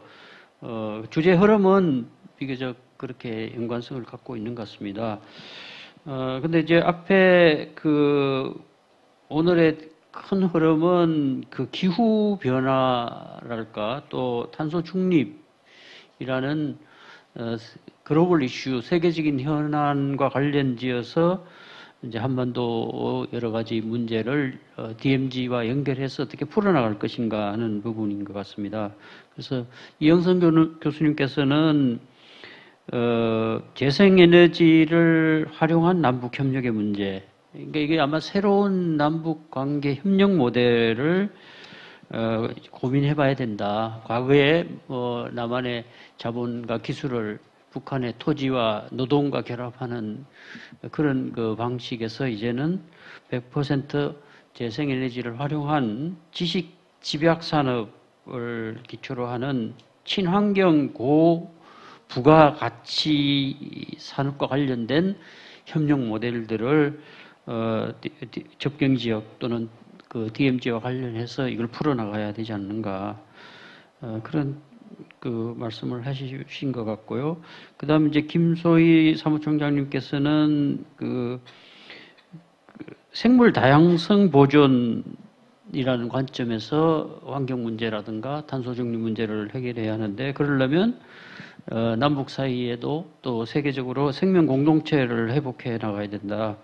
그래서 특히 그 탄소 같은 문제를 그 해결하는 흡수원의 역할을 강조하시면서 산림, 그 해양, 습지와 늪 이런 생태계 복원을 통해서 이 흡수원의 그 내용들을 좀 확대해서 그 파국을 완화시켜 나가야 되지 않는가. 그런 의미에서 이제 DMZ 문제도 중요한 그동안 우리가 70여 년간 보존해왔던 DMZ가 탄소 흡수원으로서 역할을 할 것이다. 그런 말씀을 하신 것 같고요. 그 다음 최용환 박사님께서는 이 이제 분단 체제에서의 여러 가지 그 문제들을 이제 지적을 하셨고, 초급경 협력을 통해서 물 관리 문제라든가 그 초급경 질병 문제를 그 남북이 공동으로 해결해야 한다는 것과 함께 여기도 이제 접경 지역에 해당되는 지역인데 이 분단 체제 오래 지속되고 그동안 이 남북 사이에서도 갈등을 많이 해오는 과정에서 이 주민들의 삶의 질이 많이 저하되어 있다.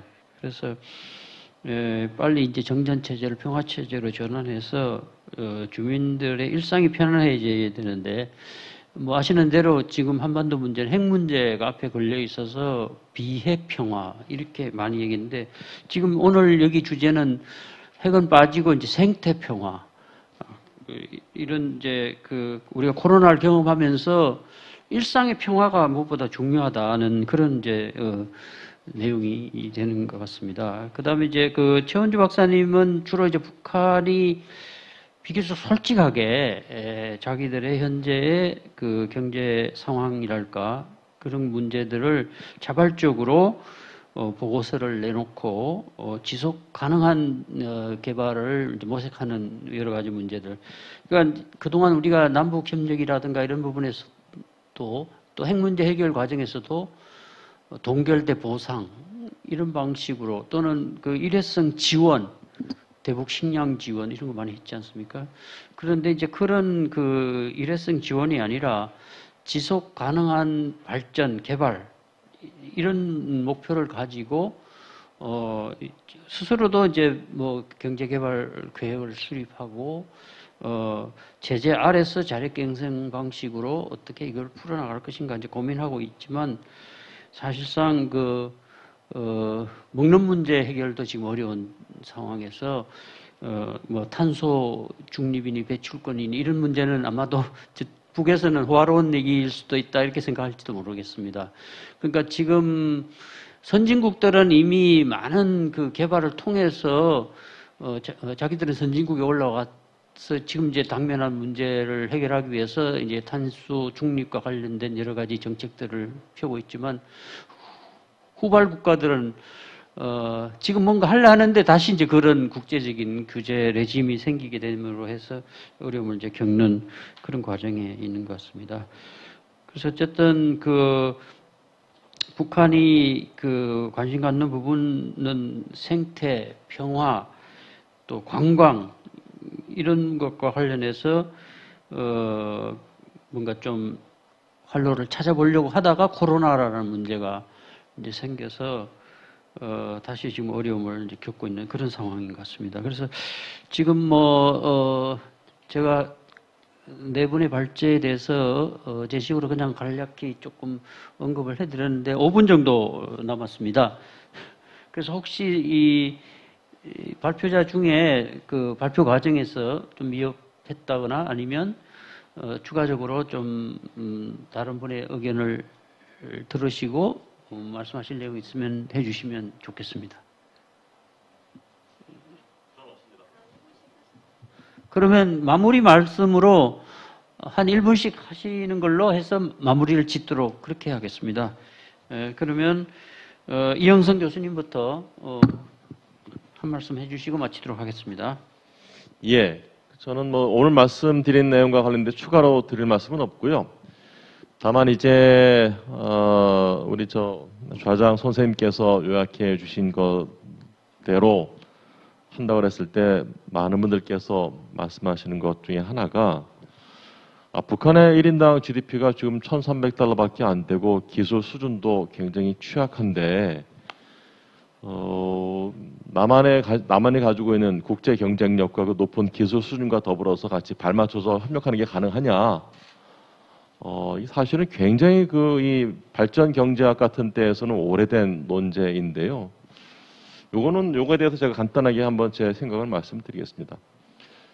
저는 그런 학문적인 거를 떠나서 이른바 저만의 이제 DNA 이론이라고 하는 걸 말씀을 드리는데 남한과 북한이 공유하고 있는 DNA가 있다는 겁니다. 이거는 좀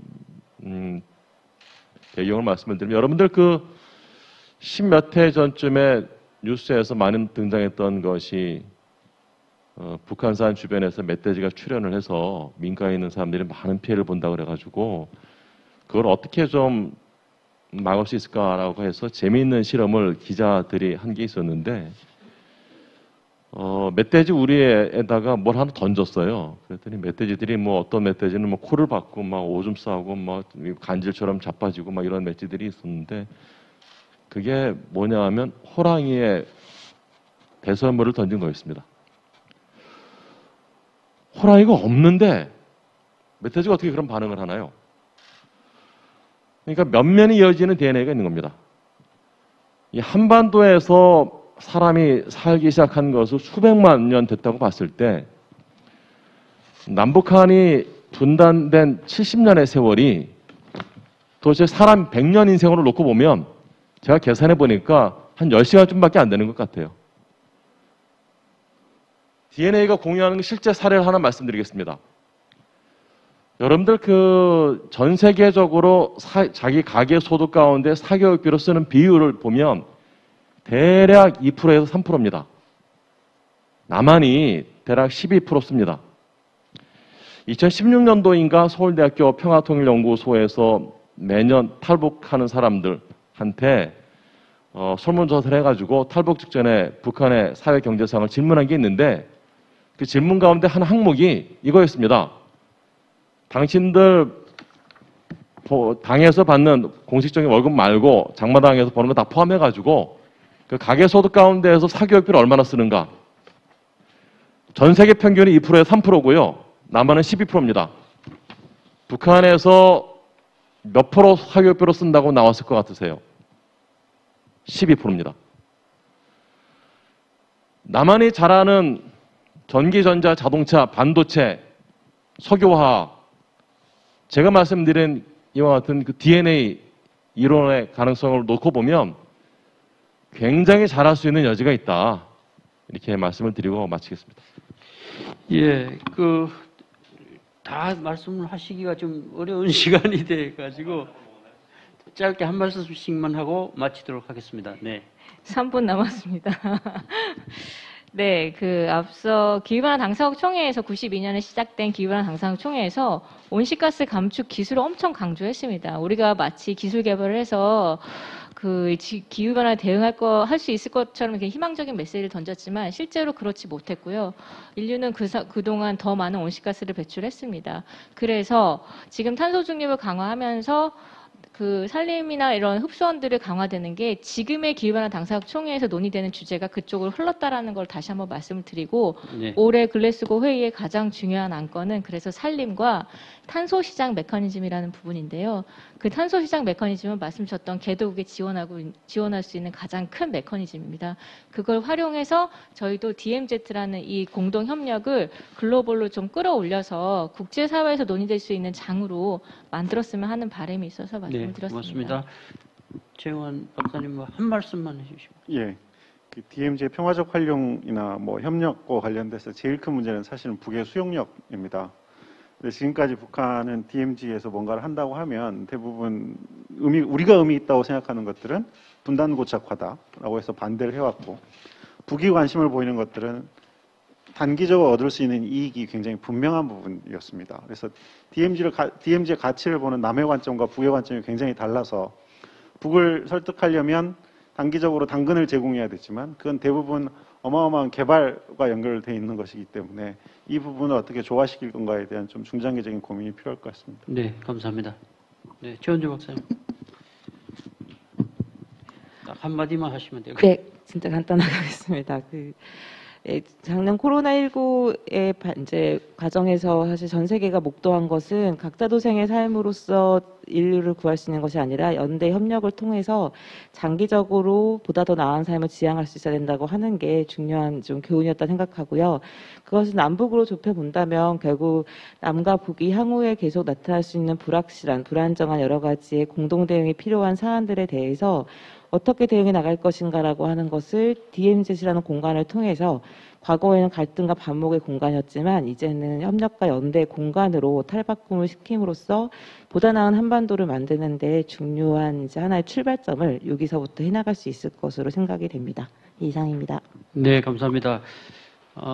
뭐 프로에 계신 분들께도 기회를 드리면 좋겠지만 오후 세션이 이제 분과별로 다시 심도 있는 논의가 있기 때문에 기조와 관련된 내용 세션은 모두 마쳐야 될 것 같습니다.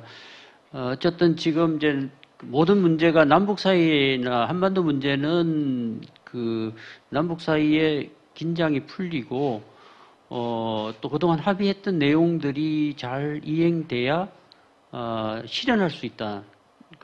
매번 이런 회의를 하지만 이게 이제 자칫 공론에 끝나지 않도록 하기 위해서는 남북이 합의한 내용들, 특히 9.19 군사 합의 같은 내용들이 이행되면 DMZ를 둘러싼 여러 가지 경제적 협력이 가속화될 수 있다는 점에서 이제는 새로운 합의를 만들어내기보다 기존 합의들을 잘 이행하는 그런 노력들이 필요하다고 하겠습니다. 그러면 우리 오전 세션은 모두 마치도록 하겠습니다. 모두 참여해 주신 분들께 감사드리면서 마치도록 하겠습니다. 감사합니다. 네, 좋은 시간 만들어주신 고유환 원장님, 이영성 교수님, 김소희 사무총장님, 최용환 책임연구위원님, 최은주 연구위원님 모두 감사합니다. 다시 한번 뜨거운 박수 부탁드립니다. 네, 그럼 잠시 무대를 정리하고 오찬 후에 협력 세션을 이어가도록 하겠습니다. 협력 세션은 오후 1시 30분부터 시작됩니다. 시청자분들께서는 점심 식사 후 오후에 진행되는 협력 세션에 함께 참여해 주시기 바랍니다. 고맙습니다.